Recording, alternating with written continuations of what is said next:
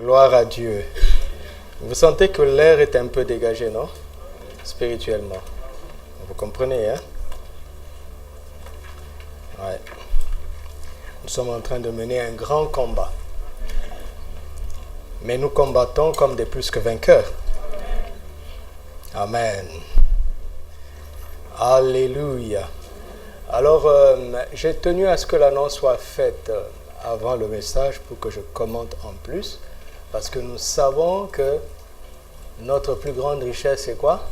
C'est sa présence. La richesse de sa présence. Et quand nous bâtissons le sanctuaire de Dieu, il nous bénit de manière équivalente. Amen. Pour bénir Israël, qui était un peuple qui marchait dans le désert, tu peux venir t'asseoir. Viens t'asseoir. Qui marchait dans le désert, Dieu leur a demandé de faire une offrande spéciale. Et c'est avec cette offrande qu'ils ont bâti un sanctuaire pour le Seigneur, et il dit qu'il habiterait au milieu d'eux, à partir de leur offrande. N'est-ce pas? Et je le dis souvent, la qualité de la manifestation de la présence de Dieu au milieu d'un peuple dépend du matériau qu'il lui donne, afin qu'il construise sa présence. Vous entendez? C'est avec ce qu'ils ont donné que Dieu a rendu possible le sanctuaire qu'il aurait présenté. Et ce sanctuaire était la source de leur bénédiction. Nous avons étudié ensemble, il y a quelques semaines, l'année passée, vers la fin de l'année, que le secret qui a aidé Salomon à rendre les pierres, l'argent aussi commun que les pierres, ce n'était rien d'autre que ce grand et cet immense projet de la construction du temple. Rien d'autre.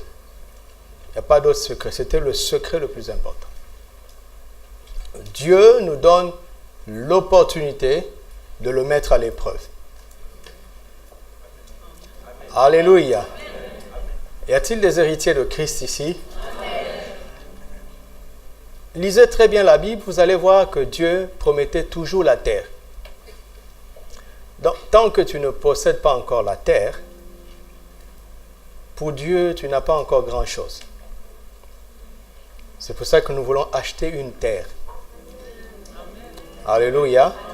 Ce terrain, je vais envoyer les photos pour le dimanche prochain.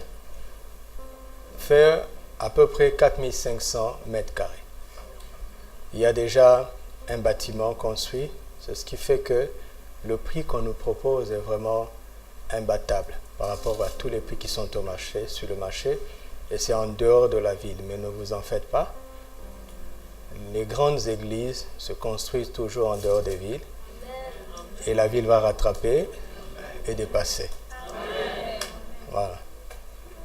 Donc, je viens de recevoir la foi parce que je me suis rendu compte que 4500 mètres carrés, c'est trop petit. Il est fou, hein, cet homme. Mais je viens de recevoir la foi, l'idée. Après cette étape, nous avons la foi, une grande foi, mais nous sommes sages. Donc, après cette étape, nous achèterons les environs encore. OK? Mais nous irons étape par étape. OK? Donc, nous commençons par acheter le terrain, simplement parce que nous ne voulons pas prendre de crédit. Il y a un agent immobilier qui nous aime et qui nous fait confiance, qui croit en nous, et un notaire qui travaille activement pour nous et qui nous encourage. Ils sont prêts à mettre en place un dossier pour prendre un crédit, mais nous ne voulons pas prendre de crédit parce que Dieu ne s'endette pas auprès des hommes. D'accord? Et donc, nous avons présenté la situation à papa, il nous a donné des conseils très pratiques. C'est pour ça que nous voulons aller étape par étape. Il se peut qu'après que nous ayons acheté le terrain, nous soyons encore ici. C'est pas grave. Mais peut-être que nous irons faire le culte à ciel ouvert. En plein hiver. Sous une pluie froide. Est-ce que tu aimes le Seigneur jusqu'à ce point? Et il y aura d'autres contraintes. Nous devons prendre des stratégies de transport parce que c'est en dehors de la ville. Mais n'ayez pas peur de tout ça. D'accord? Un pas après l'autre. Un pas après l'autre. Alors, le dernier jour du séminaire Vision, j'avais dit que nous sommes 500 au moins. Mais 2 cultes dépassent 500 personnes. Sans compter les gens qui font 2 cultes, qui doivent payer doublement. Parce qu'ils ont une double ration. Une idée simple. Si chacun donne 3 000, nous avons 1 500 000. Donc nous partons d'une idée simple. Alors, si chacun donne 1 000 par mois, dans 3 mois, nous avons 1 500 000. Mais il est possible que certains n'aient pas ça. Donc ceux qui peuvent donner plus, donnent plus pour compenser ceux qui vont donner moins. Ouais. Les chiffres que nous avons donnés sont des intervalles parce que nous visons un montant. OK? Mais ne méprisez pas ce que vous allez donner. Je vois qu'il y a des fiches anonymes parce que certains ont honte de ce qu'ils donnent. N'aie pas honte. La veuve n'a pas donné grand-chose. D'accord? N'aie pas honte. Personne ne te jugera, même si tu donnes 5 dirhams. Si quelqu'un te juge, viens me voir. Je veux bien le chicoter. Au nom de Jésus. Et avec amour. D'accord? Donc, c'est cela l'idée. C'est cela l'idée. Donc moi, je ne suis pas content parce qu'il y a 60 engagements. Et ça ne me fait pas plaisir. Ce n'est pas le montant qui m'importe, mais de voir que 60 seulement ont répondu sur 500.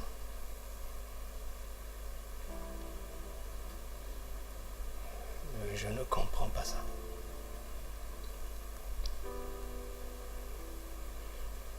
Dans la Bible, il nous est conseillé d'abord de donner volontairement, sans contrainte, selon nos moyens. Mais attention, attention. Il est prévu par la foi de donner au-delà de ses moyens. Ah oui. Ah oui. Ah oui.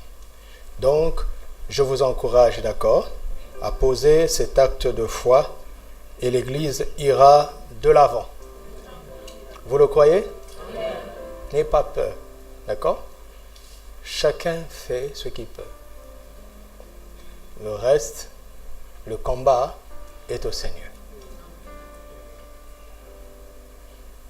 Alléluia, alléluia. Ok, donc nous allons continuer dans notre saison des visées célestes. Nous allons parler de viser la garantie de ne pas souffrir la seconde mort. Apocalypse chapitre 2, versets 8 à 11. Viser la garantie de ne pas souffrir la seconde mort. Je prends les mots tels qu'ils sont dans la Bible et je vais l'expliquer.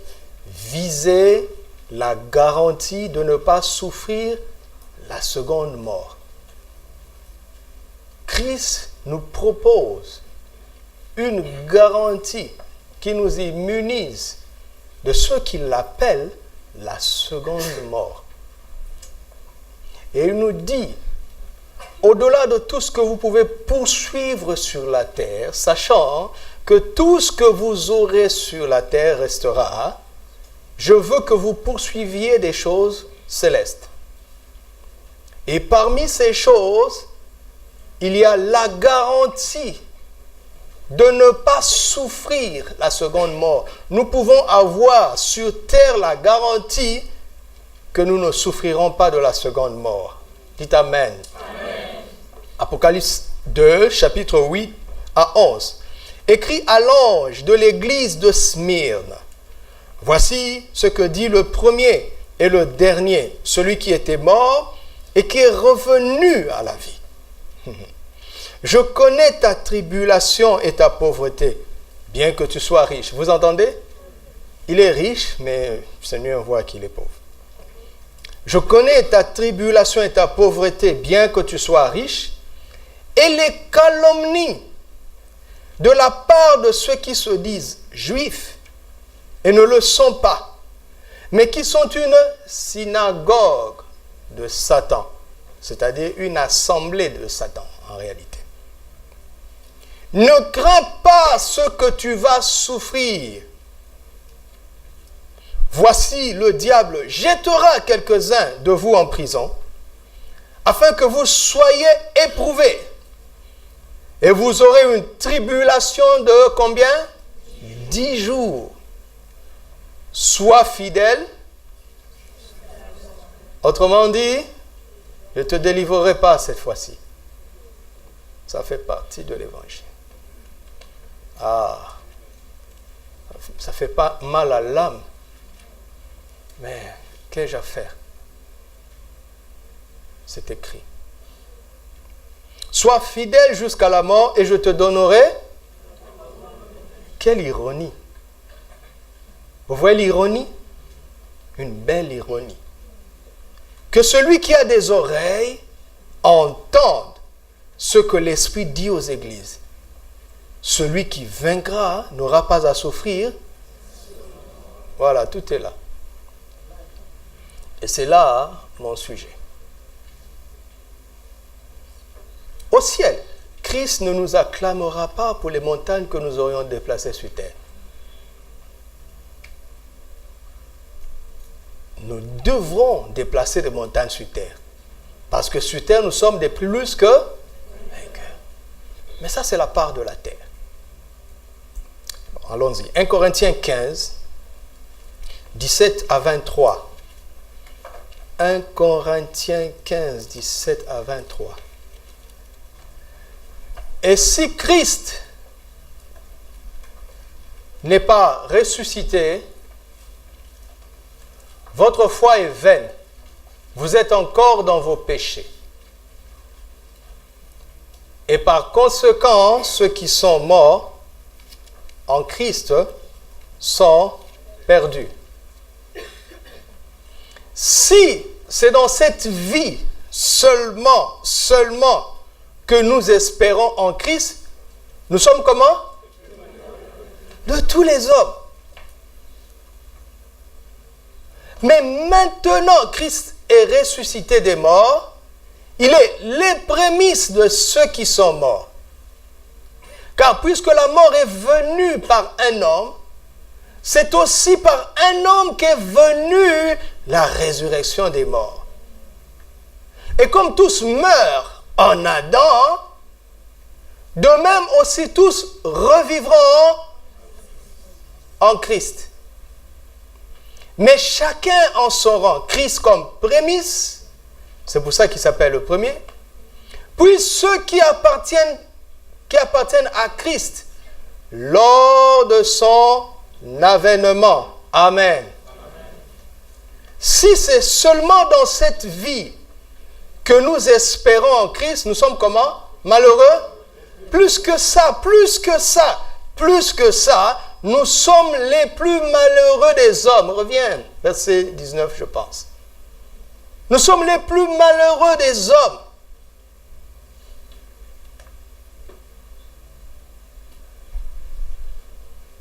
Le païen qui n'aura jamais cru en Christ et qui aura vécu comme il veut finira en enfer, d'accord? Mais il aura été quand même plus heureux que le croyant qui a cru en Christ seulement pour des vues humaines, pour des choses terrestres. Écoute-moi, tu es le temple du Saint-Esprit. Plus rien ne peut te combler. Plus rien ne peut te rendre heureux comme les choses célestes. Plus jamais, tu ne peux pas être épanoui simplement par des choses terrestres. Impossible. Impossible. On ne peut pas remplir un fût de 100 litres avec une bouteille de 5 litres.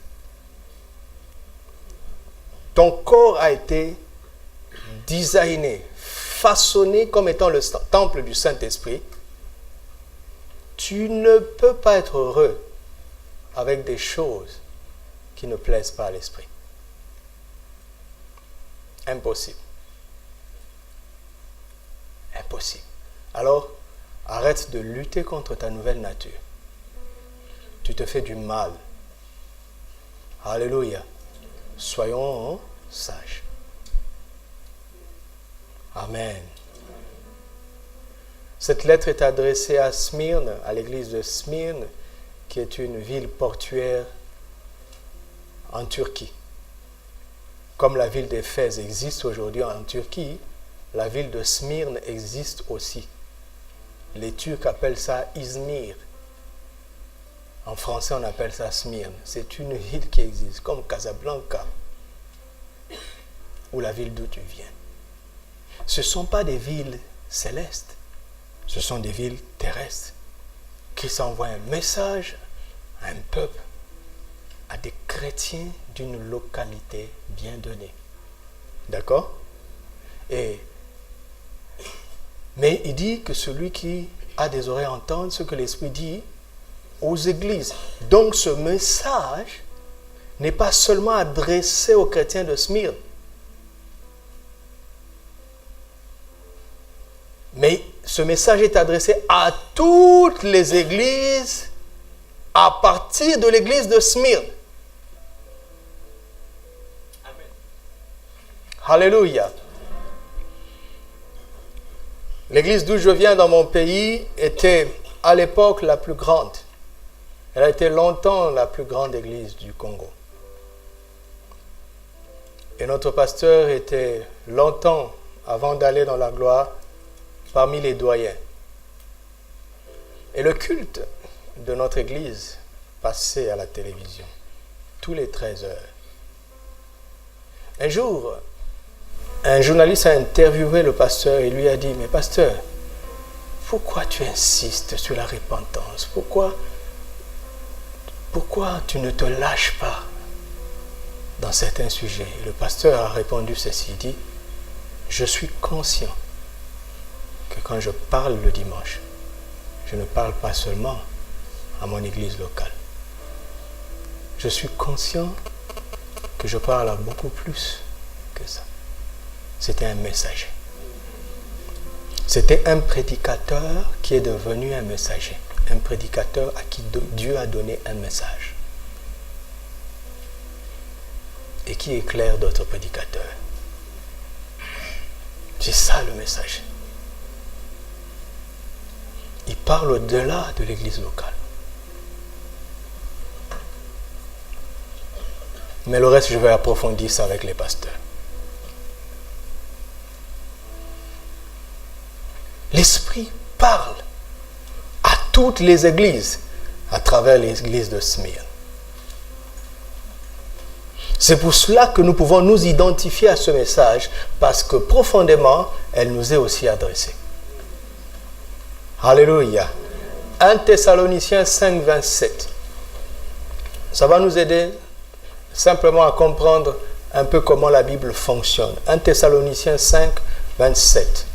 Je vous en conjure par le Seigneur que cette lettre, celle-ci, n'est-ce pas, soit lue à la lettre qu'il a adressée aux Thessaloniciens. Paul les exhorte à faire en sorte qu'elle soit lue par tous les frères. Ok? On pourrait dire, bon, Paul veut que tous les frères de Thessalonique seulement puissent lire. Colossiens 4,16. Colossiens 4,16. Colossiens 4,16. Lorsque cette lettre aura été lue chez vous, faites en sorte qu'elle soit aussi lue dans l'église de... et que vous lisiez à votre tour celle qui arrivera d'eux. Et ils sont où? À Colosse. Il y a une lettre pour la ville de Colosse. Il y a une lettre pour la ville de Laodicée. Mais dit, faites en sorte que votre lettre soit lue chez eux et que la leur soit lue chez vous, parce que cette lettre ne vous est pas seulement adressée à vous. Répercutez-la au-delà de vous-même. En vue du témoignage, témoignez, allez partager ce que vous entendez ici. Parce que elle ne vous est adressée pas seulement à vous. Alléluia. Vous êtes un point de contact, un tremplin pour que le message se répande ailleurs. Vous n'êtes pas un terminus. Vous êtes un relais, un point d'éclatement.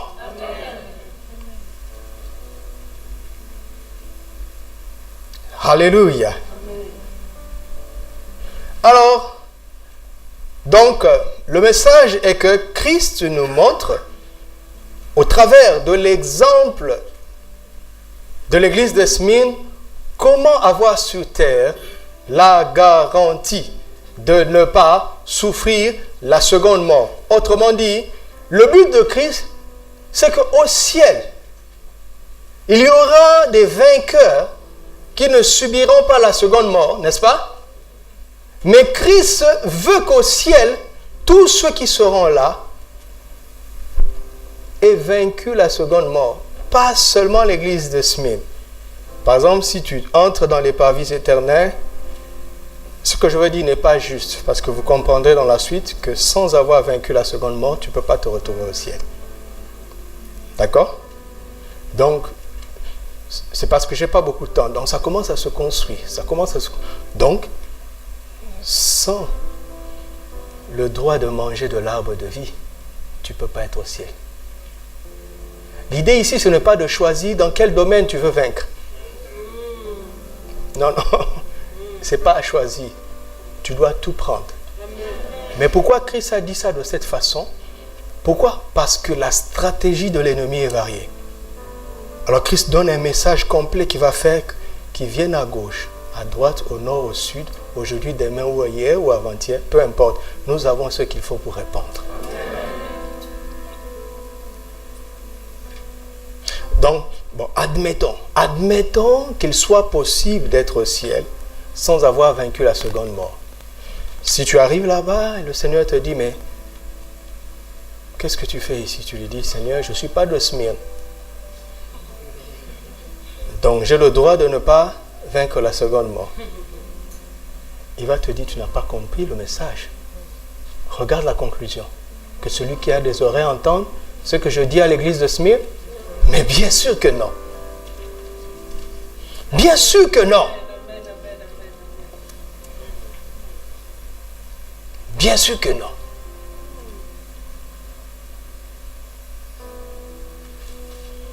Mon ami, ce que nous partageons ce dimanche, c'est simplement une autre façon de dire comment conserver le salut. Amen, que Dieu vous bénisse. Et le message est fini. Allez lire vous-même.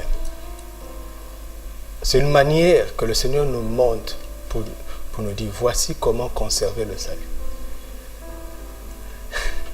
Il dit à celui qui vaincra, regardez, j'ai beaucoup lutté avec ça depuis hier.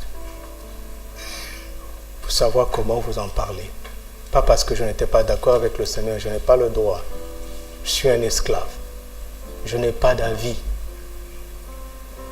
Je dis Amen avant qu'il me parle. Quand il dit fils, je veux te dire quelque chose, je dis je suis d'accord. Après j'écoute le message. Je n'ai plus le droit de choisir ce qui me plaît ou pas. Le ciel est un endroit où il n'y aura que des vainqueurs. Amen. Vous entendez? Que des vainqueurs. Le ciel n'est pas pour les faibles. Le ciel n'est pas pour les losers. les perdants, parce que nous avons trop reçu sur terre. Alors réveille-toi un peu, d'accord? Hein?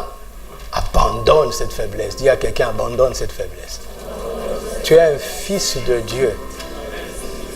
Celui qui est en toi est comment? Donc, est-ce qu'il y a quelque chose dans ce monde qui puisse te vaincre? Non. Non.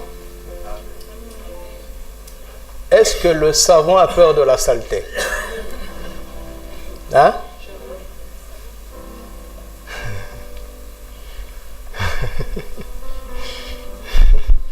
Alors, c'est quoi la seconde mort, d'accord? Est-ce que la seconde mort, c'est le fait de mourir une deuxième fois? Oui. Mais une dernière fois. Ce n'est pas la deuxième mort, parce qu'il n'y aura pas une troisième. C'est la seconde, c'est-à-dire la deuxième et qui est la dernière. La seconde mort, c'est la deuxième mort et qui est la dernière. Autrement dit, la première mort est temporelle ou temporaire. Elle est rattrapable. D'accord? Mais la seconde mort est éternelle, irrattrapable. Il n'y a plus rien à faire. Ok? C'est comme aux élections. Il y a le premier tour et le deuxième tour. C'est comme des examens de rattrapage. D'accord? Ce n'est pas le purgatoire. Le purgatoire n'existe pas, bibliquement parlant. D'accord? Vous ne trouverez l'idée du purgatoire nulle part dans la Bible. Si nous voulons comprendre, parce que vous me connaissez un petit peu, non? Vous ne me connaissez pas du tout, hein? Tant pis pour vous. Si nous voulons essayer de comprendre les hommes qui ont inventé l'idée du purgatoire et qui se disent que c'est un endroit où Dieu donne une seconde chance à l'homme, admettons que cette idée existe, je vous dirais que le purgatoire alors, c'est la vie sur terre. Oui. Donc si tu me dis que le purgatoire, c'est la vie sur terre, je dis d'accord. Parce qu'il est donné aux hommes de mourir une seule fois. Après quoi vient le jugement. Donc si tu aimes le purgatoire, eh bien tu y es. Purge-toi maintenant.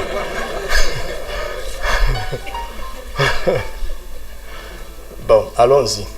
La seconde mort, c'est quoi la seconde mort? Où est-ce que nous avons entendu parler de la seconde mort? Dans la Bible. Où est-ce que nous devons trouver l'explication? Toujours dans la Bible. C'est une intelligence qui n'existe nulle part ailleurs. Larousse ne sait pas ça, ce que c'est. Robert ne sait pas ce que c'est. Wikipédia ne sait pas ce que c'est. Apocalypse chapitre 20, à partir du 6e verset. Apocalypse 20. Heureux et saints ceux qui ont part à la première résurrection. Ah bon? Il y aura une première résurrection donc. Ok, merci. La seconde mort n'a point de pouvoir sur eux. Autrement dit, pour avoir autorité sur la seconde mort, il faut faire quoi? Expérimenter la première résurrection. D'accord? Et celui qui expérimente la première résurrection a à la fois autorité sur la première mort et sur la seconde mort. Pourquoi? Parce que celui qui lui donne la grâce de vivre ça s'appelle le premier et le dernier. Celui qui était mort, il est revenu à la vie. Vous voyez, Christ a un message, un secret à donner à Smyrne. Il se présente déjà de manière à ce que l'église de Smyrne trouve la solution, pas dans des idées, mais dans sa personne, dans la révélation qu'ils ont de lui. Tout est en Christ. Alléluia. Tout est en Christ. La seconde mort n'a point de pouvoir sur eux, mais ils seront sacrificateurs de Dieu et de Christ, et ils régneront avec lui pendant 1000 ans.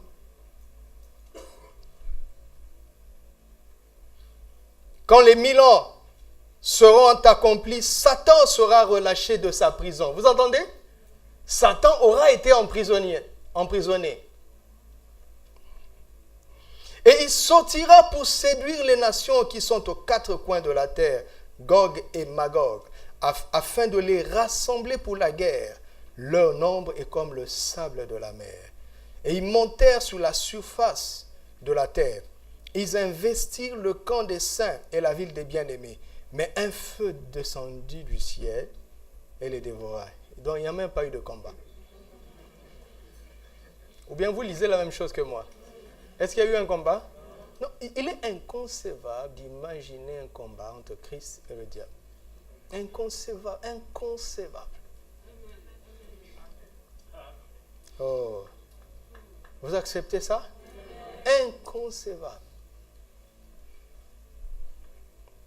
Verset 10. Et le diable qui le séduisait fut jeté où? Dans les temps de feu et de soufre. Où sont la bête et le faux prophète? Ils y sont avant lui. Et ils seront tourmentés jour et nuit, c'est-à-dire éternellement. Puis je vis un grand trône blanc, et celui qui était assis dessus. La terre et le ciel s'enfuirent devant sa face. Comment pouvez-vous imaginer ça? Il est tellement glorieux. On doit prêcher ces choses dans l'église, parce que c'est la Bible. Alléluia. Écoutez-moi, la Bible ne s'arrête pas à Ephésiens 1:3. Béni soit Dieu, le Père de notre Seigneur Jésus, qui nous a bénis de toutes sortes de bénédictions spirituelles dans les lieux célestes en Christ. Amen. Ainsi s'acheva la Bible. Ah non, la Bible continue, mon ami. Amen. Il y a des pasteurs qui disent, mais tu ne peux pas prêcher ça au culte. Il faut faire un séminaire. Je dis pourquoi? Pourquoi? Pourquoi?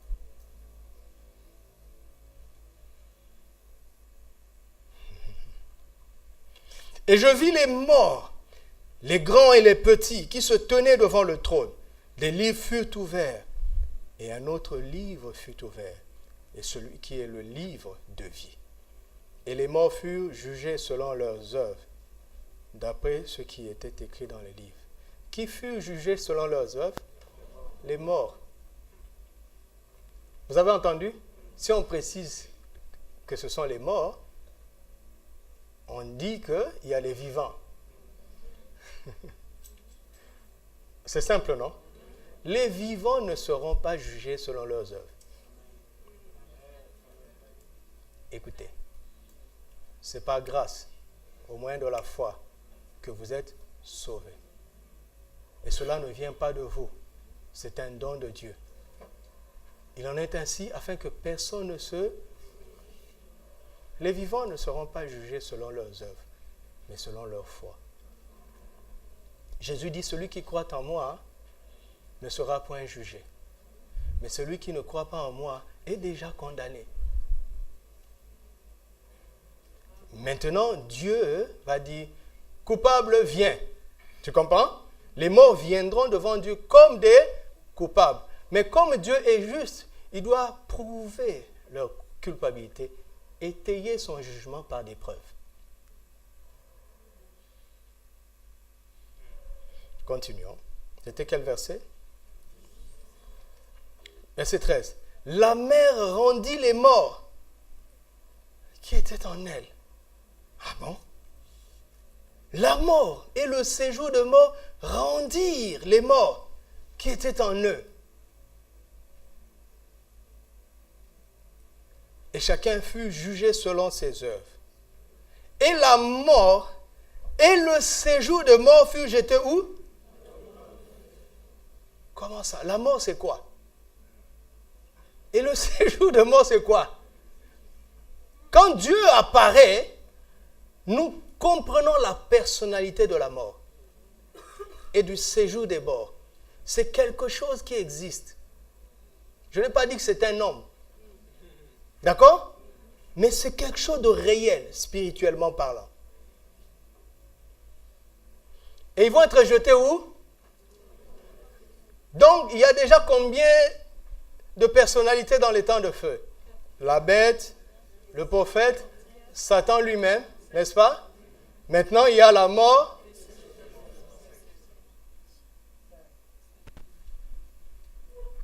Continuons. Malheureusement, verset 15. Quiconque ne fut pas écrit dans le livre de vie fut jeté dans le temps de feu. Jésus dit, ne vous réjouissez pas de ce que les démons vous soient soumis. Réjouissez-vous plutôt, pourquoi? De ce que vos noms sont écrits dans...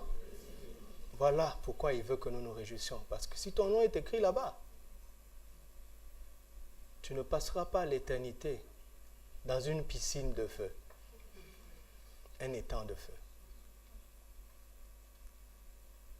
Mais tu peux avoir chassé des démons et fini dans l'étang de feu. Et ce démon que tu avais chassé t'attendra là-bas. T'en fais pas, il n'aura même pas le temps de chauffer sur toi.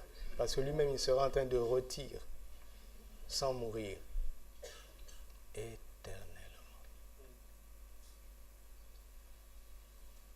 Chapitre 21, versets 5 à 8. Et celui qui était assis sur le trône dit, voici, je fais toutes choses nouvelles.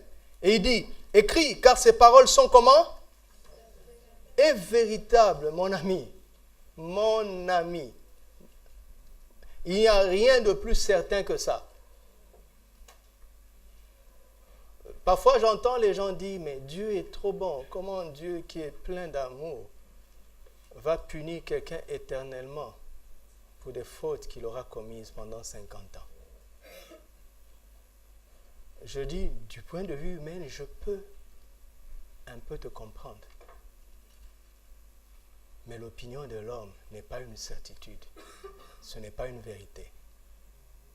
Ne commets pas l'erreur de mépriser la parole de Dieu à cause des bonnes pensées humaines. Ne commets pas l'erreur. Regarde, par exemple, les gens disent, mais vous savez très bien qu'actuellement, une personne sur 7 sur la terre est née de nouveau. C'est des statistiques. Si la fin doit intervenir aujourd'hui, d'accord, 6 milliards d'humains iront en enfer. Il n'y aura que 1 milliard au ciel. C'est vrai. C'est vrai.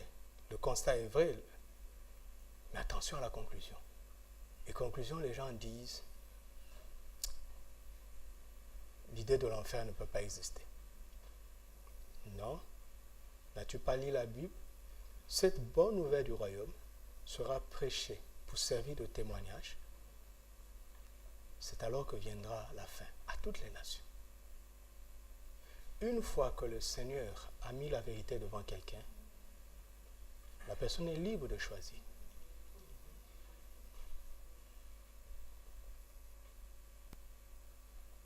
Donc, au lieu de nous dire que non, ça ne doit pas être comme ça, nous devons plutôt être pressés de partager l'évangile. Alléluia. Témoignons, parlons de Jésus. D'accord? Faisons en sorte qu'ils entendent et le Saint-Esprit s'occupera du reste. Alléluia. Alléluia. Tu imagines si quand tu arrives au ciel, combien de personnes viendront t'embrasser pour te dire merci. C'est grâce à toi que je suis ici. N'aimerais-tu pas vivre ça? La personne qui m'a conduit au salut, je ne la connais pas. Mais je la reconnaîtrai au ciel. C'est l'une des personnes que je chercherai au ciel. J'avais 7 ans. quand il m'a présenté le salut. Je ne l'ai plus jamais rencontré. Il ne se souvient même plus de moi. Mais ma vie a changé grâce à cet instrument. Au ciel, je saurai qui c'est. Et je vais sauter sur son cou. Je vais le couvrir de bisous.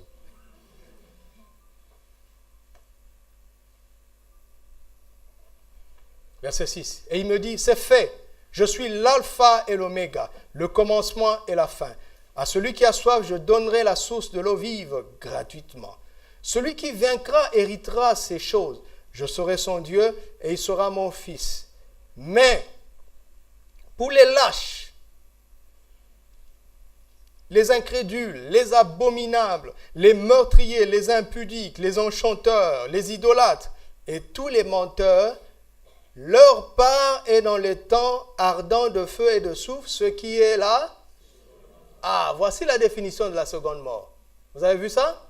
La seconde mort, c'est l'entrée dans les temps ardents de feu et de soufre, ce que nous appelons communément l'enfer. Amen. Mais Christ nous donne un message à travers l'église de Smyrne pour nous dire, ce n'est pas une fatalité. J'offre une garantie qui vous évite la seconde mort. J'offre cette garantie. Tu peux avoir cette assurance aujourd'hui et tu n'auras pas à souffrir la seconde mort. Tu n'auras pas à craindre la mort. Alléluia. Alléluia.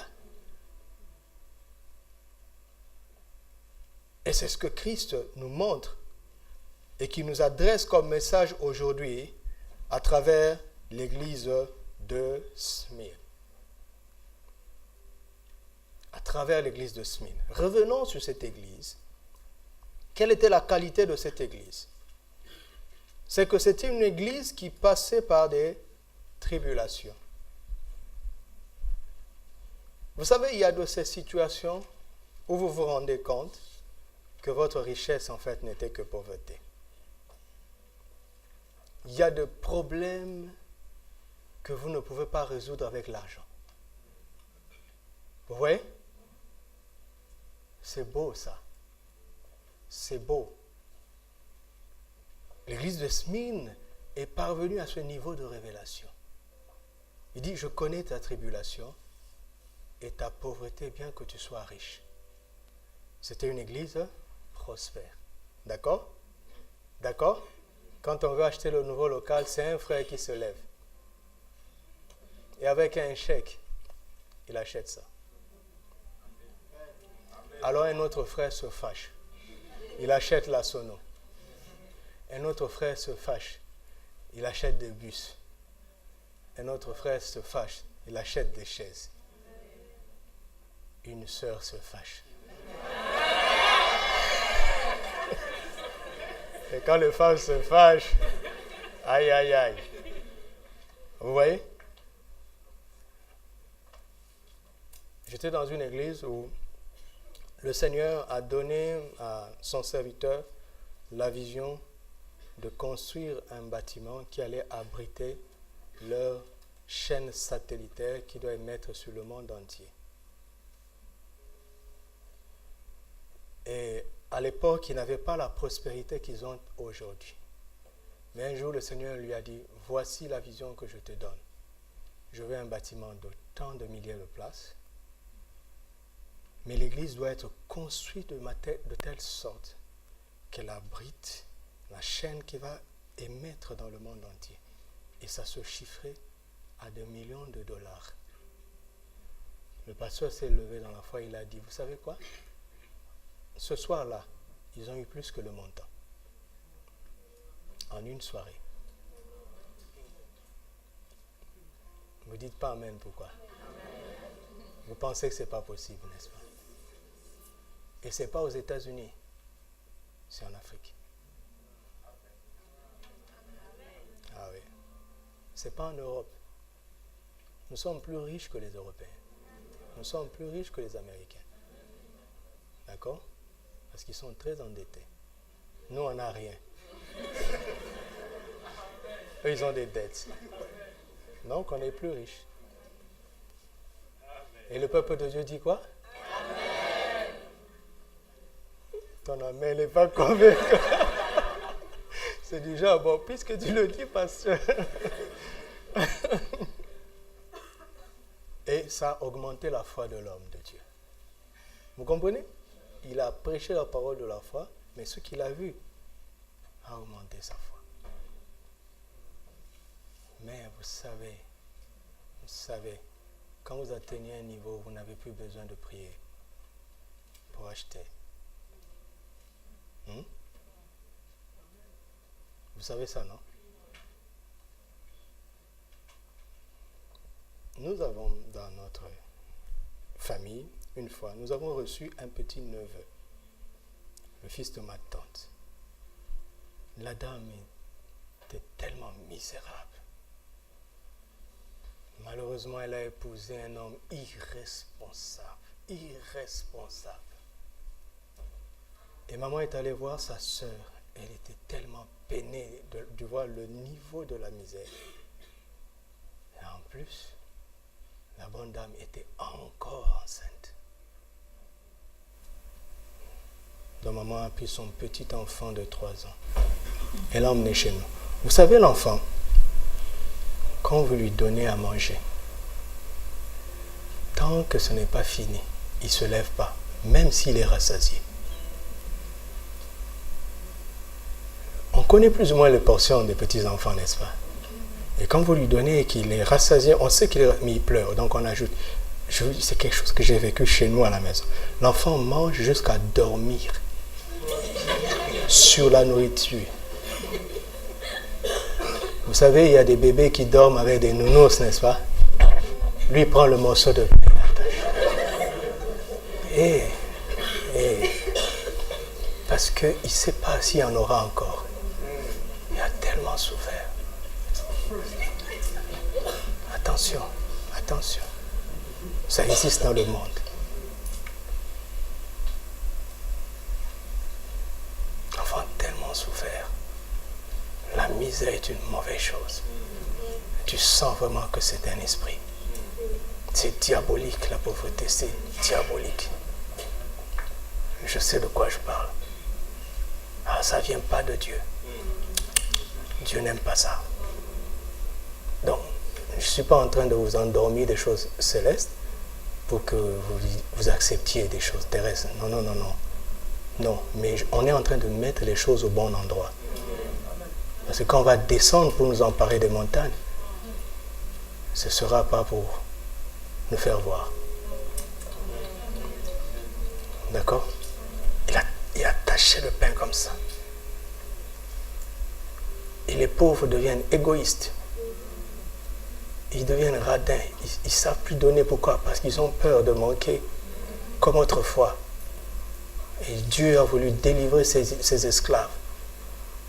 430 ans d'esclavage, mais ils sortent subitement avec de grandes richesses. Dieu dit, on va protéger ces gens. Dis-leur de donner, de lâcher cet or, de lâcher cet argent. Parce que s'ils s'y accrochent tôt, ça va devenir leur Dieu. Mais il y a de ces tribulations qui vont venir, où ta richesse, en fait, se révèle être une pauvreté. Il n'y a rien à faire. Il n'y a rien à faire. Tu peux avoir des milliards pour faire la chimiothérapie, mais il laisse ta santé quand même.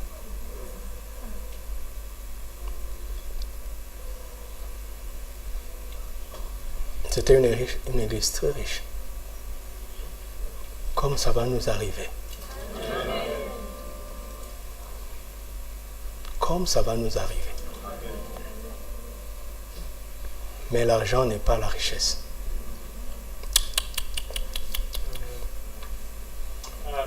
Le matériel n'est pas la richesse. J'aime une phrase que un homme de Dieu a dit, Rick Warren. Il dit, si tu veux savoir les choses les plus importantes de ta vie, imagine-toi le jour de tes funérailles. Le jour où on enterre un homme, qu'est-ce qu'on trouve autour? Sa famille et ses amis. Les châteaux ne le suivent pas jusqu'au cimetière. N'est-ce pas? Les limousines ne le suivent pas. Le compte en banque reste en banque.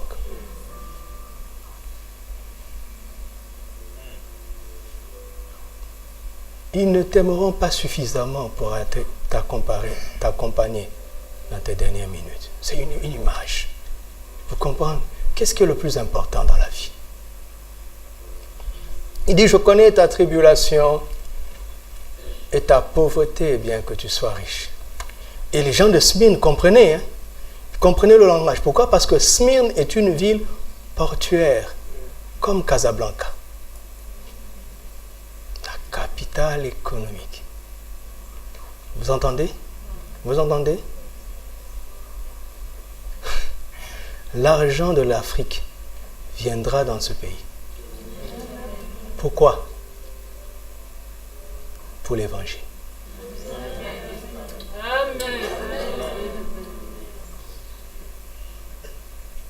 Dieu fait de Casablanca une plaque tournante africaine.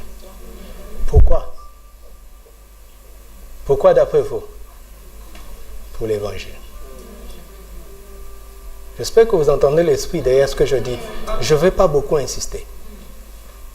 J'ai parlé, ça suffit. Et les calomnies de la part de ceux qui se disent juifs et ne le sont pas. En fait, ils sont en réalité une assemblée. Synagogue veut dire simplement assemblée. Une assemblée de Satan. Ils ont l'apparence juive. D'accord? TPV Casa, quand Dieu va te bénir comme ça, tu entends? Tu vas voir comment les autres chrétiens vont parler. Et c'est là où tu sauras quelle est leur identité réelle. Écoute-moi.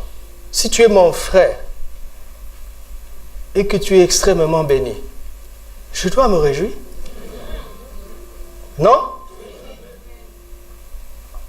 Si je m'énerve, est-ce que tu es vraiment mon frère? Donc ça veut dire que tu étais solidaire avec moi parce que je manquais. En fait, tu aimais me voir manquer. Et tu ne peux pas être chrétien et te plaire à voir ton frère manquer. Tu es un faux chrétien. Une fausse assemblée, une synagogue de Satan. Et qui commence à calomnier. Vous voyez, il prêche la prospérité. Vous voyez ce pasteur-là, il vient d'acheter son 4e jet privé. Et alors? Et alors? Où est ton problème? Ah, tu aurais préféré qu'un misérable rock'n'roll ait 4 jets privés. Tu aurais préféré ça? Quelqu'un qui chante les louanges de Satan, tu aurais préféré qu'il ait 4 jets privés. Et quand c'est un pasteur, tu es fâché. Qu'est-ce que ça veut dire?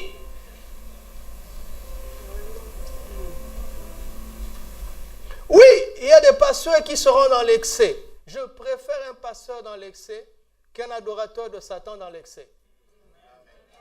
Je l'assume.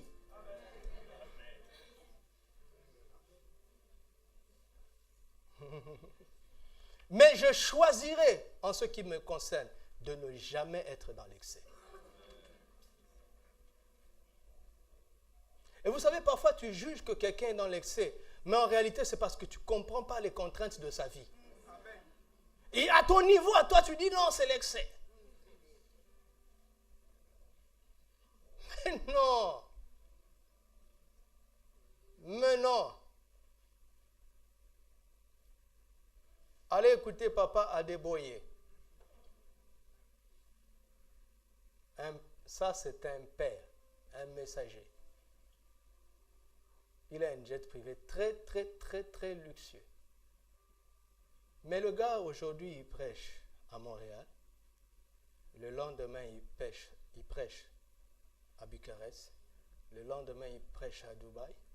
Le lendemain, il prêche à Lagos. Le lendemain, il prêche à Londres. Vous voulez qu'il fasse quoi? En fait, le jet, c'est comme un bus pour toi. Le jet, pour lui, c'est un bus. Si tu ne sais pas son train de vie pour le roi, pour le royaume, tu vas dire qu'il est dans l'excès.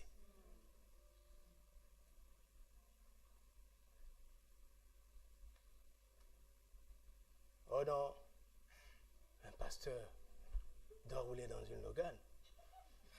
La modestie, la culture de la modestie, frère.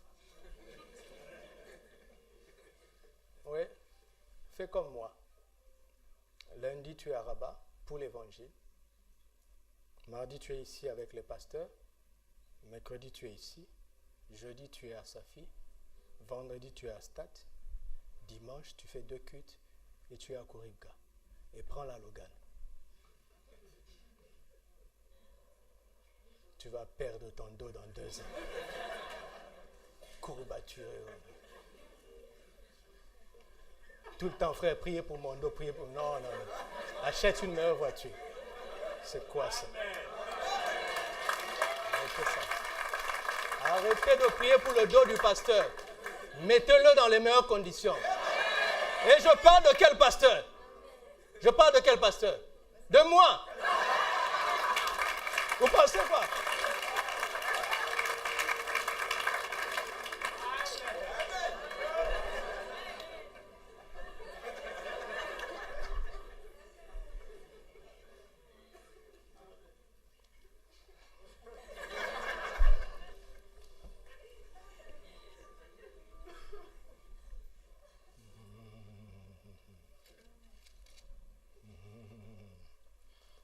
Je prie que Dieu vous bénisse d'une telle façon que l'on sache que ce sont des faux chrétiens.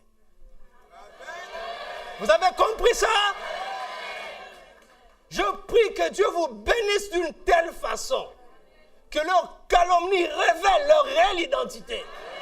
Ce sont des faux chrétiens, de fausses églises. Une synagogue de Satan qui fait croire que ce sont des serviteurs de Dieu. Ce n'est pas seulement le don du discernement des esprits qui va révéler ça, mais c'est la bénédiction de Dieu dans ta vie. Mais attention, ne te laisse pas atteindre par les calomnies. Je vous le dis tout le temps, quand on te calomnie, la première chose, vérifie, il n'y a pas de fumée sans feu. Quand on dit, vous avez vu ce pasteur-là, c'est un magicien. À chaque fois, il fait sa main comme ça. Toi, tu sais que tu n'es pas un magicien. Arrête de faire ta main comme ça. Tu comprends? Arrête. Tu perds quoi si tu arrêtes? C'est une parabole. Il n'y a pas de fumée sans feu. Quand on te calomnie, c'est parce que tu as manqué de sagesse. Il se trompe. Mais Dieu veut que tu grandisses en sagesse. Parce que plus tu grandis en sagesse, moins tu donnes des prétextes. Regardez Jésus. Jésus, tous les pièges ne marchaient pas. Il a fallu qu'à un moment donné, ils assument qu'ils ne l'aiment pas, c'est tout, point barre. Les calomnies sont une bonne chose. Un jour, le Seigneur, je priais la nuit, au milieu de la nuit. Et puis le Seigneur m'a dit, envoie un mail à telle personne et à telle personne. Dis-leur de te dire ce qu'ils pensent que tu dois arrêter de faire. Mon Dieu, j'ai envoyé le mail à 1h. À 1h15, j'ai reçu une longue réponse. Et le frère me dit, tu prends tes victoires pour acquis et tu les imposes aux autres. Alors que moi, j'aimais le frère et je venais lui dire, frère, je pense que cette manière de faire n'est pas bonne. Tu devrais faire ceci. Regarde, j'avais fait face au même problème. Voici comment j'ai agi. C'est l'amour qui me faisait parler. Lui m'a pris comme un orgueilleux qui impose mes victoires aux autres.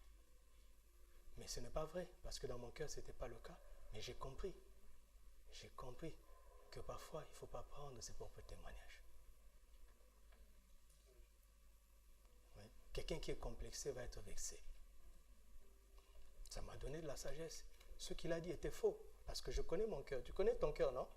Ben voilà. Écoute, pourquoi tu pleures parce que quelqu'un te calomnie? La calomnie, c'est quoi? C'est un mensonge.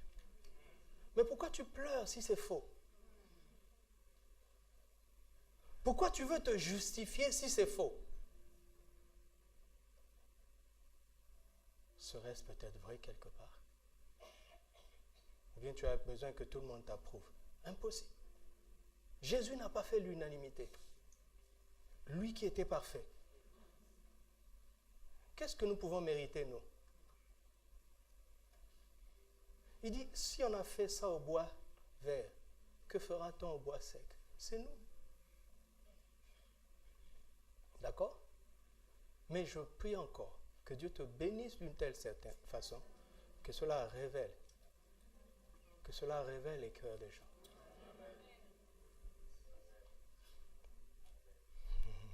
Verset 10. Ne crains pas ce que tu vas souffrir.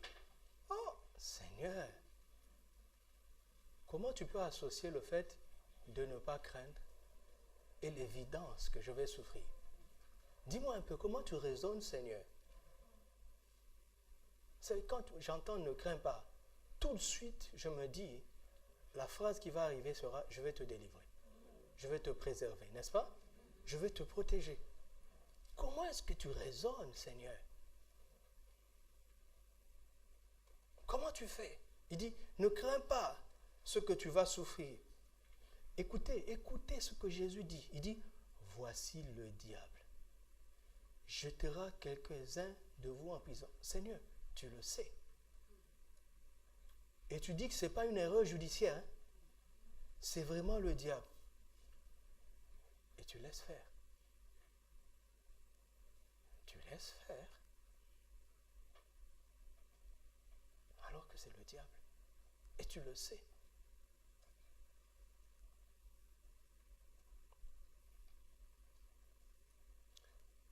Il dit, mais j'ai un but, n'est-ce pas?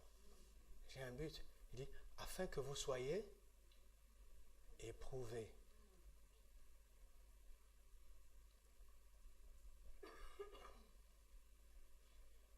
L'épreuve, c'est un test qui révèle la réelle qualité de ton être intérieur. L'épreuve, c'est un test qui révèle tes limites et ta force. Regarde. Vous savez que le diable, lui, c'est un tentateur, n'est-ce pas? Le diable tente, n'est-ce pas? Parfois, le Seigneur se sert de la tentation du diable comme une épreuve de sa part pour nous. Afin qu'à l'issue de l'épreuve, l'intéressé et son Dieu soient d'accord entre eux de ce que l'intéressé est réellement. Parce que Dieu, lui, il le savait. Vous comprenez? Parce que c'est une relation, c'est une amitié. Tu marches avec Dieu. Dieu, toi tu penses que tu es là. Mais Dieu sait que tu es là. Et il voit que le diable rôde autour. Alors de temps en temps, il laisse faire le diable. Pourquoi? Pour que tu te rendes compte que tu n'étais pas là-bas. Tu es ici et que tu dis, Seigneur, à l'aide. Il veut que nous ayons une juste opinion de nous-mêmes. Et que nous sachions avec précision dans quel domaine nous devons travailler pour progresser. Mais il dit quoi? Une tribulation de 10 jours, limitée dans le temps. Parce que le Dieu qui connaît les limites de ta force, il sait que tu ne peux pas tenir au-delà de 10 jours. Et parce qu'il ne veut pas te perdre, il va dire, Satan, garde à vous. 10 jours, pas plus. Marc 10, 23 parle des tribulations qui vont venir. Il dit, et si les jours n'étaient pas abrégés, Je n'ai pas donné la bonne référence. Marc 10, 20. Et si les jours n'étaient pas abrégés, personne ne serait sauvé. Ce n'est pas ta faute, je n'ai pas donné la bonne référence. Donc, Dieu fixe des limites par rapport à la tribulation dans le temps. Vous entendez? Dans le temps. Dans le temps. Il dit une tribulation de 10 jours. Dans 1 Corinthiens 10, 13, il dit Dieu est fidèle et il ne permettra pas que vous soyez tentés au-delà de nos forces. Mais avec la tentation, il donnera aussi le moyen d'en sortir. Parfois, il ne limite pas dans le temps, mais il limite dans l'ampleur. Ok? Parce qu'il sait de quoi nous sommes faits. Alléluia. Il sait ça. Quelle est la relation entre tout ça et ce que le Seigneur veut dire? Il continue en disant, sois fidèle jusqu'à la mort, et je te donnerai quoi? La couronne de vie.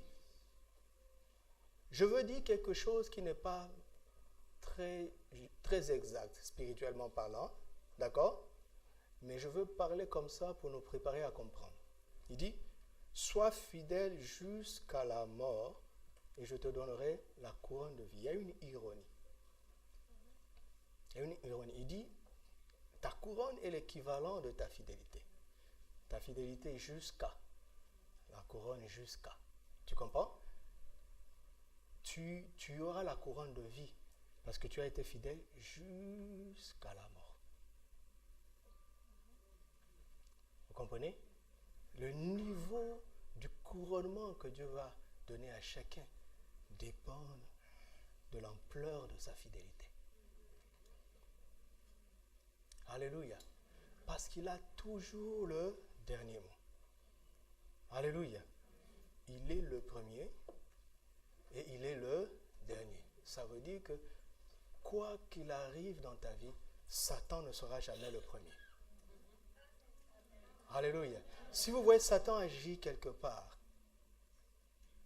en attendant de savoir comment contrer, considérez que Jésus est sur le terrain aussi. Jésus aussi est là.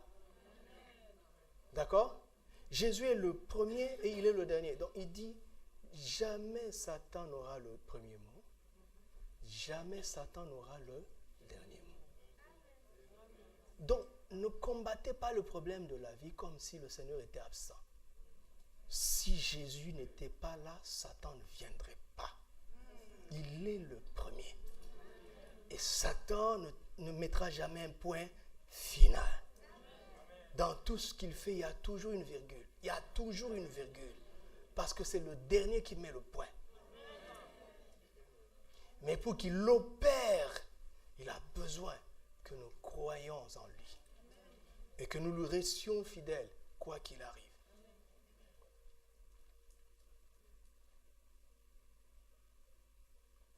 J'aime dire quelque chose, c'est que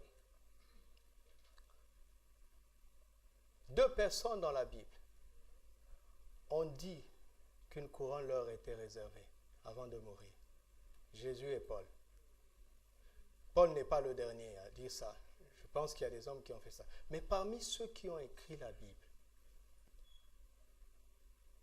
les autres apôtres n'ont pas dit ça. Pierre n'a pas dit ça.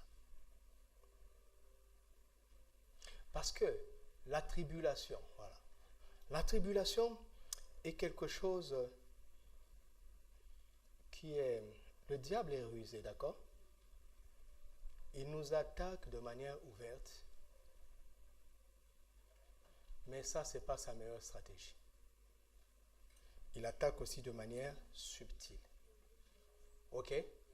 Quand vous lisez la Bible, vous voyez que la Bible montre que Paul est l'apôtre des païens, Pierre est l'apôtre des Juifs.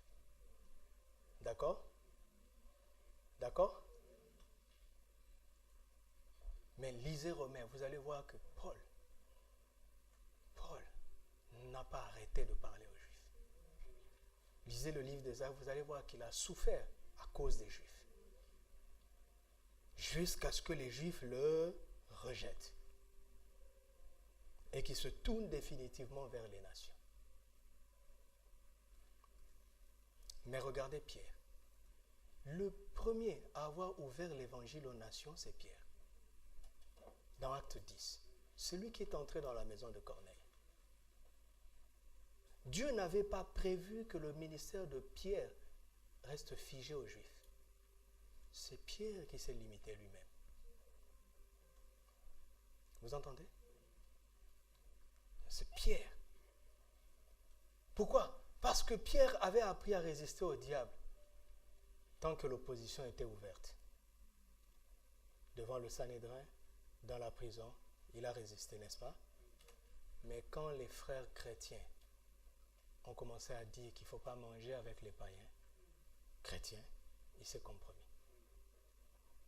Mais lisez Galates 2, Paul lui a résisté publiquement. Publiquement. Pourquoi? Parce que Paul discernait la ruse du diable. Pas en dehors, mais au sein de l'Église.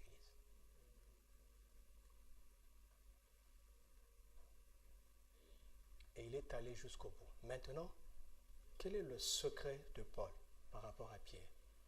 C'est que Paul a pris au sérieux son mandat de départ par rapport à Pierre.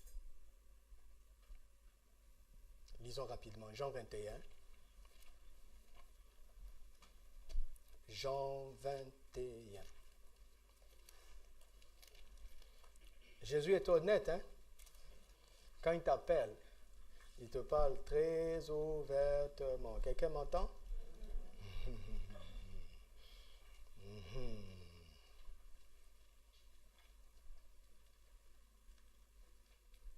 Verset 18.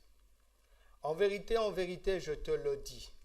Quand tu étais plus jeune, tu te saignais toi-même et tu allais où tu voulais. Mais quand tu seras vieux, tu étendras tes mains et un autre te ceindra et te mènera où tu ne voudras pas. Et l'explication vient. Il dit cela pour indiquer quoi? Par quelle mort Pierre glorifierait Dieu.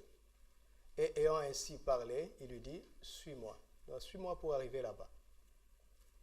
Regardez la réaction de cet homme. Pierre s'étant retourné, vit venir après eux le disciple que Jésus aimait.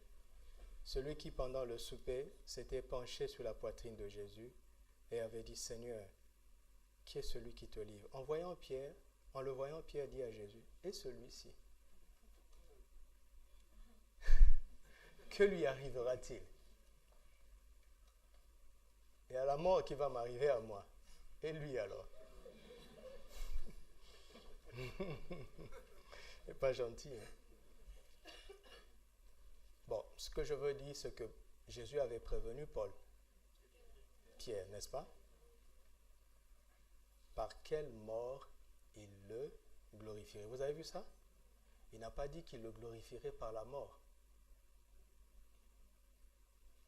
Alléluia. D'accord? Mais il a dit qu'il le glorifierait par...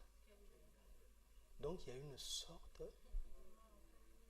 de mort. Je parle à quelqu'un?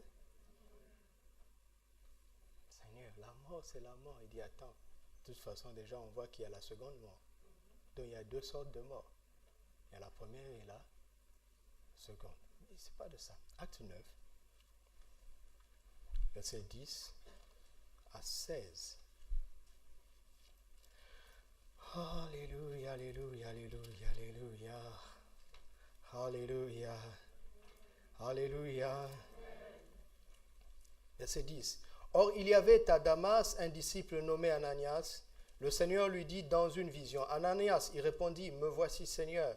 Et le Seigneur lui dit, lève-toi, va dans la rue qu'on appelle la droite et cherche dans la maison de Judas un nommé Saul de Tarse. Car il prie. Et il a vu en vision un homme du nom d'Ananias qui entrait et qui lui imposait les mains afin qu'il recouvrât la vue. Ananias répondit, Seigneur, tu m'envoies ce qu'il a. J'ai appris de plusieurs personnes tout le mal que cet homme a fait à tes saints dans Jérusalem.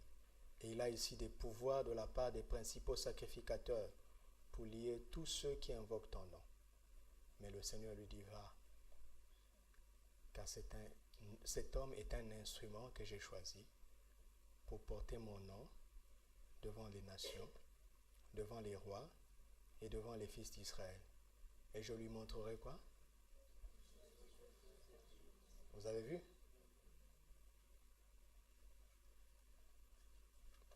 Et Pierre et Paul étaient prévenus, n'est-ce pas? Dès le départ, autant que l'église de Smyrne est prévenue.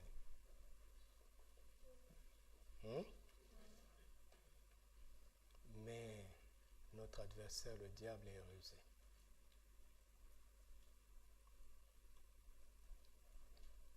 La mort peut prendre plusieurs formes. Elle peut venir comme quelque chose d'agressif physiquement. D'accord? Mais elle peut venir comme une idée, comme une idéologie, comme une manière de faire. Ça fait que quand tu prends ce chemin, quand tu acceptes cette théorie, tu es tombé dans le piège. De toute façon, tout le monde mourra un jour, mais toutes les morts ne le glorifient pas. Vous entendez? Maintenant, le message du Seigneur à l'église de Smyrne pour nous, c'est que l'église de Smyrne avait une telle confiance en Dieu que le Seigneur pouvait leur dire, il va arriver ceci pendant 10 jours. Et je ne vous délivrerai pas, mais restez fidèles. Restez fidèles parce que j'ai une couronne de vie. Et c'est normal, quand tu entres dans l'éternité avec la couronne de vie, la seconde mort n'aura pas de pouvoir sur toi. N'est-ce pas? Parce que la seconde mort vient en fin de course, en fin de compte. Mais si tu es vacciné, la seconde mort n'aura pas de pouvoir pour toi.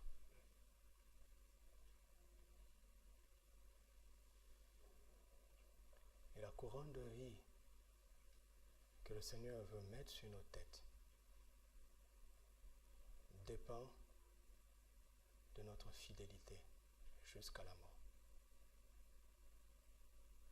La persécution peut être physique. On te dit, renie Jésus et tu conserves la vie. Et je refuse et on me tue. Mais celui qui est revenu de la mort à la vie, il va me redonner la vie, une vie meilleure et une couronne sur la tête. Il dit, ne craignez pas ceux qui tuent le corps et qui ne peuvent rien faire après. Craignez plutôt celui qui, après avoir tué le corps, peut envoyer l'âme dans la géhenne. Donc ça, c'est de manière physique. Mais ça, ce sont des cas extrêmes et de cas rares. D'accord? Il y a une subtilité à l'intérieur. Regarde. Si le fait d'aller en enfer est la seconde mort, ok? C'est quoi la première mort? La première mort, c'est simplement la naissance. Parce que nous avons hérité d'Adam, hein? Dans 1 Corinthiens 15, nous avons vu, non? Tous meurent en Adam. Je dis non. Non, tous vivent en Adam. Tant que je n'existe pas physiquement, je ne suis pas un fils d'Adam. Adam nous a donné la vie naturelle. La vie que tu as reçue de ton père et de ta mère vient d'Adam. Par l'entremise de tes ancêtres. Mais elle vient d'Adam. Mais Adam a été séparé avec Dieu. C'est la mort spirituelle. C'est la première mort. La vie naturelle correspond à la première mort. Mais vous savez quoi? Ce qui me touche dans ce que le Seigneur m'a appris aujourd'hui, c'est que la seconde mort est éternelle. La première mort est temporaire. Les deux morts sont spirituelles, Mais la première mort n'est pas définitive parce que ce n'est pas ton choix. Nous n'avons pas choisi ça. Nous l'avons subi, n'est-ce pas? Alors quand l'évangile t'est présenté, le Seigneur te donne le choix, soit de confirmer ta position de mortel, ou de croire en Jésus et de recevoir la vie éternelle. D'accord? Mais voici l'intérêt. Je vous ai dit que tout ce que nous allons dire, en fait, consiste à nous montrer comment conserver le salut. Une fois que nous avons la vie éternelle, quelqu'un est en Christ aujourd'hui? Tu as la vie de Dieu en toi. Tu as la vie de Dieu en toi. Tu as la vie de Dieu en toi. Jésus dit dans Jean 5, 24, il est passé de la mort à la vie. Celui qui croit en lui est passé. C'est déjà fait. Jean 5, 24. Est passé de la mort à la vie. Il dit, vous qui étiez morts par vos offenses et par l'incirconcision de vos cœurs, il vous a ramenés à la vie. Il l'a déjà fait. En nous ressuscitant Christ d'entre les morts. Quand Christ est mort, nous étions tous morts en lui. Quand il est revenu à la vie, nous sommes tous ressuscités en lui. Et c'est merveilleux. C'est pour cela qu'il s'appelle le premier-né d'entre les morts. Parmi les gens qui sont revenus de la mort à la vie, il est le premier. Mais nous le suivrons. Alléluia. Il est le dernier, c'est-à-dire celui qui ouvre la porte et celui qui la ferme. Il viendra un temps où il dira, c'est fini. Et celui qui croira après ce temps aura cru en vain. C'est aujourd'hui le jour du salut. Alléluia. Maintenant regardez, je suis passé de la mort à la vie. J'ai la vie, n'est-ce pas? En Christ. Mais le diable ne baisse pas le bras pour autant. Il va vouloir combattre. Combattre. Pourquoi? Parce qu'entre la première et la seconde mort, il y a d'autres sortes de morts. Il y a d'autres sortes de morts. Pourquoi est-ce que l'homme finit par mourir physiquement? Pourquoi? C'est parce qu'il est mort spirituellement, n'est-ce pas? Et il devra mourir intellectuellement, c'est-à-dire accepter de mauvaises idées qui vont le pousser à poser de mauvaises actions qui vont provoquer sa propre mort. Ça commence d'abord dans son intelligence. Et il va mourir émotionnellement, c'est-à-dire il va développer des plaisirs de la chair qui vont l'amener à la mort physique. Vous comprenez? Donc, si le cheminement de la mort passe par là, le combat n'est pas fini, même quand tu es en Christ. Vous m'entendez? Celui qui est en Christ, le diable peut le combattre par des idées ou bien par des plaisirs du monde. Vous entendez? Il va le combattre par la sensualité pour amener la mort émotionnelle. Il va le combattre par des idées, des philosophies pour amener la mort intellectuelle. Pourquoi? Parce que ce sont des choses qui vont ramener le cycle de mort dans son système. Vous entendez ça? C'est pour ça que ce n'est pas gagné. D'accord? Ce n'est pas gagné, mes amis. Quand j'ai appris, quand je vais assister une famille qui a perdu quelqu'un, si la personne là est morte en Christ, après avoir consolé la famille, je veux dire, mes amis, c'est nous qui sommes à plaindre. Parce que la personne a tenu bon. Ah oui. Nous avons encore du chemin. Ah oui. Vous avez vu, non? Il dit dehors les incrédules. Dehors. Ça veut dire quoi? Ils étaient dedans. Non? Je ne peux pas dire à quelqu'un qui est dehors, je n'ai pas besoin de lui dire dehors, mais je peux te dire à toi dehors, parce que tu es dedans. Regardez ce qui est étrange. On entre par la foi. Mais il dit dehors les incrédules. Ça veut dire quoi? Ce n'est pas parce que tu as cru que le diable va baisser les bras. Il va travailler pour que tu perdes la foi. Et ça commence par notre attitude dans les tribulations, dans les calomnies, dans les phénomènes qu'on sait attribuées à Satan. Pourtant, Christ est omniscient et tout-puissant. Pourquoi il a laissé faire? Ne va pas trop loin. Affirme d'abord ta confiance. Affirme ta fidélité.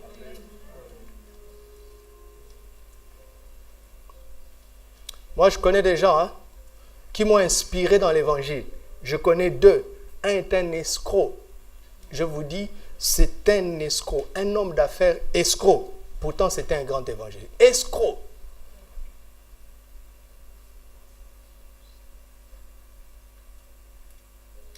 Un grand évangéliste qui m'a inspiré, qui a fait la dot à 2 femmes le même jour, 2 sœurs de l'église. Et je ne vous raconte pas quelque chose que j'ai lu. Quelqu'un qui m'a inspiré, qui a été mon responsable. Il a prévu la dot à 10h ici et à 17h là-bas. Et regardez la folie de l'homme. Dans le même quartier.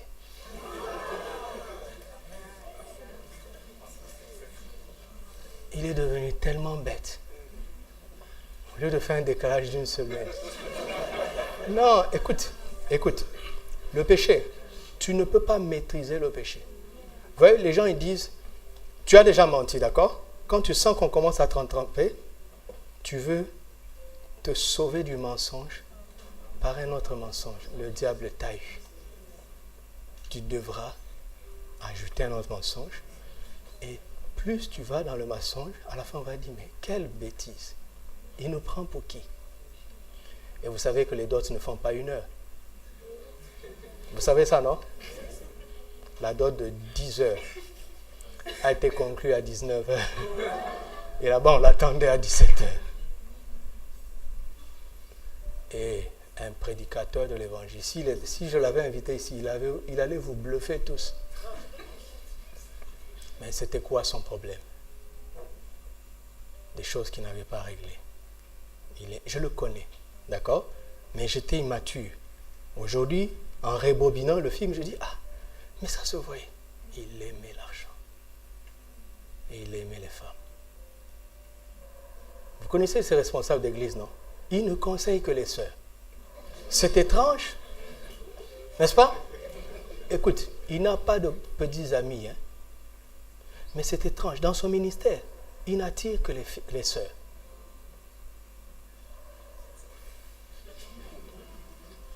Mais finalement, on a compris pourquoi.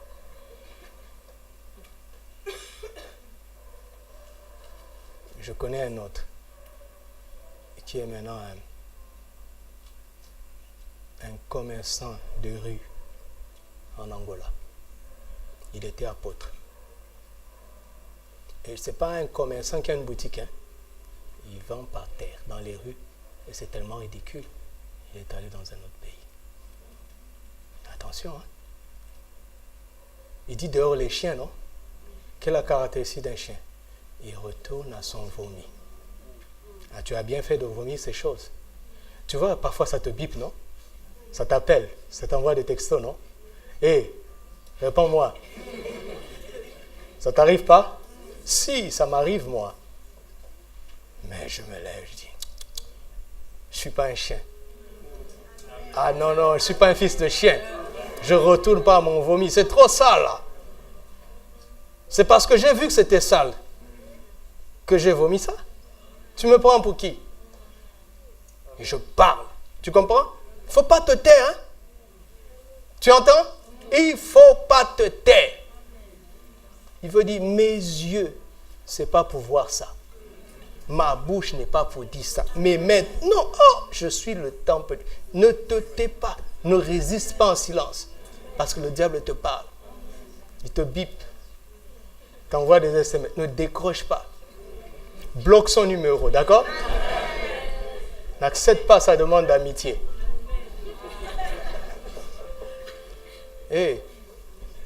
On n'est pas à l'abri. On n'est pas à l'abri. Vous avez vu qu'il y a des synagogues de Satan. Il y a des agents du diable qui ont infiltré l'église. Certains sont des pasteurs. Allez à l'église La première, c'était quoi? L'église d'Éphèse. Ils ont démasqué des faux apôtres. Ils étaient venus comme des apôtres, mais ils les ont éprouvés. Ils ont prouvé qu'ils étaient des menteurs. Hé, mon ami, il y a de l'ivraie dans le champ. Parmi le blé. Il y a de l'ivraie, mes amis. D'accord? D'accord? C'est pour ça que je ne laisse pas n'importe qui prêcher ici. Il ne suffit pas de dire de beaux discours. Attention, l'ivraie a l'apparence du blé. Attention. Mais ce n'est pas pour les autres. C'est pour nous-mêmes. D'accord? C'est pour nous-mêmes. Que le Seigneur te mette à l'abri définitivement de la seconde mort. Au nom de Jésus.